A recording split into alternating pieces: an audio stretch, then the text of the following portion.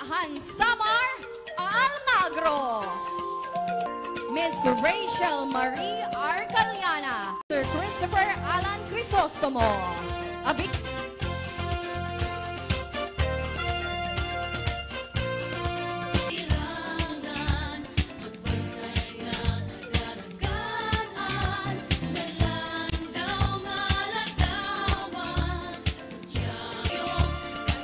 Up next,